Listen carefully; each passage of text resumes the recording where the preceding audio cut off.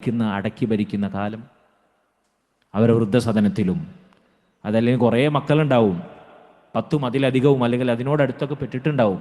മക്കൾ അങ്ങോട്ട് ഇങ്ങോട്ട് തട്ടിക്കളിക്കും വയസ്സാം കാലത്ത്. ഉമ്മാനെ ഇജ്ജ് നോക്ക്, ഞാൻ ഇത്രയും കാലം നോക്കിയില്ലേ, എന്നെ കൊണ്ടാവൂല.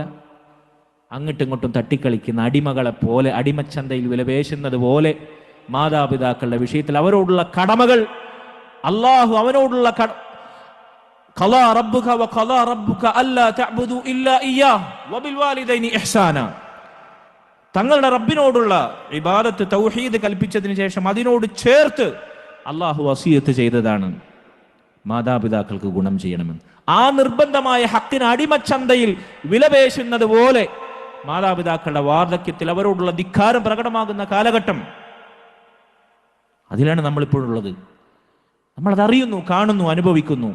സഹോദരങ്ങളെ, ഇതാണ് ഇതിൻ്റെ ഈ പ്രയോഗത്തിൻ്റെ യഥാർത്ഥ വിശദീകരണം, അതല്ലെങ്കിൽ ശരിയായ, കൂടുതൽ ശരിയോട് അടുത്ത് നിൽക്കുന്ന വിശദീകരണമെന്ന് ഇബ്നു ഹജർ റഹിമഹുല്ലാഹ് പറയുന്നു. ഈ 3 വിശദീകരണവും സംഭവിക്കാവുന്നതാണ്. ഇത് 3നും സാധ്യതയുണ്ട്. കൂടുതൽ ഇത് പ്രകടമാകുന്നത് മാതാപിതാക്കളുള്ള ധിക്കാരത്തിൻ്റെ രൂപത്തിലാണ് എന്നതാണ് വാസ്തവം. ഇത് ഖിയാമത്ത് നാളിൻ്റെ ലക്ഷണമായി നബി സല്ലല്ലാഹു അലൈഹി വസല്ലം പഠിപ്പിച്ചതാണ്.